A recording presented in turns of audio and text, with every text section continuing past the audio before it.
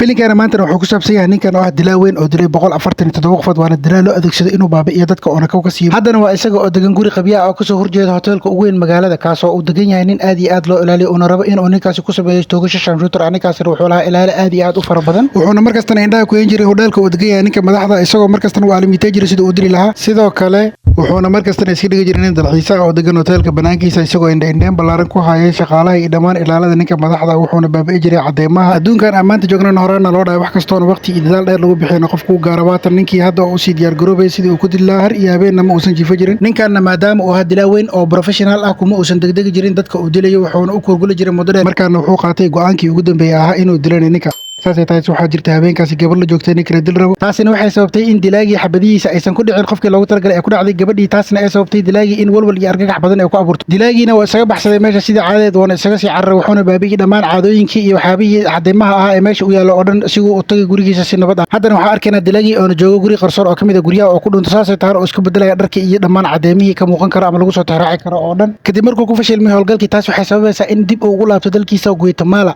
wuxuuna aadayaa gurigii halkaasi oo ka deganaa gurigiisa markuu tagana wuxuu ogaanaya in xaaskiisa meesha lagu dilay isla markaasina wuxuu bilaabaya in raadin iyo baadigoob uu galo raggii ka dambeeyay dilka xaaskiisa waxaana loo sheegaya nin gaari taxi cagaar ah wato in uu ka dambeeyay dilka xaaskiisa iyo laba kaleeto maadaama magaalada oo dhan uu ka joogo hal gaari oo taxi ah cagaar ah waxa u fududaanaysa in si sahlan uu ka helo ninkii wuxuuna isku dayayaa in uu u kireysto taxi la'aan maadaama uu yahay taxile wuxuuna ka wareysanayaa arrimihii dhacay waxyaabahaas oo dhan asigoo markii dambe oo shaki iyo qalqal markuu galo la soo bixi doono taxilahana markuu bistoolada arkana waa uu naxaya waxa uuna dhahayaa dilkan aniga kama dambeyn aniga waxaa ka ah qof taxile ah dilkan waxaa ka dambeeyay naag iyo nin anigana waxaa ka caawiyo oo kaliya wax kale ka sameeyay ma jiro isla markiina dilaagana wuxuu ogaanayaa ninkii iyo naagta cidii ahaayeen taksiilahan waxaa lagu dhahayaa gaariga halkan ku leexay halkaas ayaana lagu dilayaa taksiilaha waana laga tagayaa markaana waxaa arkaynaa dilaagii oo iska soo dhigay kuwa ka shaqeeya nadaafadda isagoo raba inuu gudaha u galo xafiiskaas oo ku jirto naag iyo nin kuwaasoo ka dambeeyay dilka xaaskiisa loo geystay dilaagii weynaa waxa uu awoodayaa in uu si fudud xafiiska ku galo kadibna uu naagtii uu ka qaado moobeelkii iyo laabtoobkii iyo dhammaan qalabyada ay haysto isagoona ku qasba naagta inay u gudbiso xafiiskaas oo ku jiro maamulaha weyn ee ah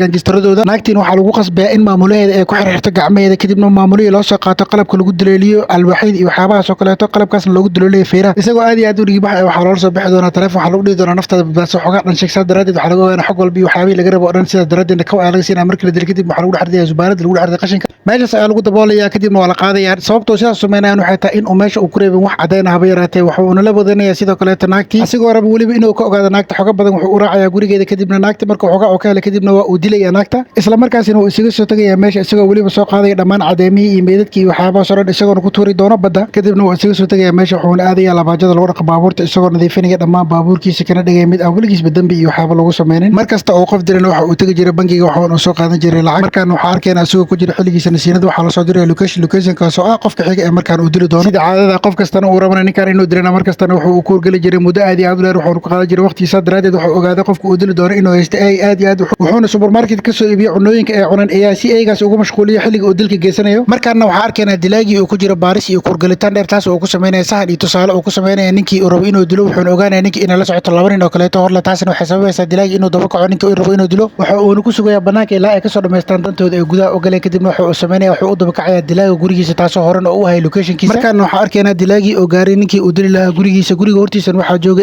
eygaas oo ah ey aad iyo aad u xoog badan dilaagiina hore wuxuu usoo qaatay cunooyinka oo lagu dilo eeyaha isla markaasina eygaasi ma aha mid si sahlan ugu soo xayo cunada loo soo gado taasna waxay sababaysaa eyga in uu sii joogo cunada aysan waxba ka dhimin taasna waxay sababaysaa ninkii dilaaga inuu eyga iska dhaafo gudahan hore usii galo oo raadsado ninkii target ku ahaa ninkii la dil rabo maadaama uu nin aad iyo aad u xoog badan haddana aad iyo aad u fajigan gudahan wuxuu qolkiis kaga jira meesha u dambeysa taasna waxay sababaysaa dilaaga in loo dhakado oo dagaal badan meeshaas ka dhaco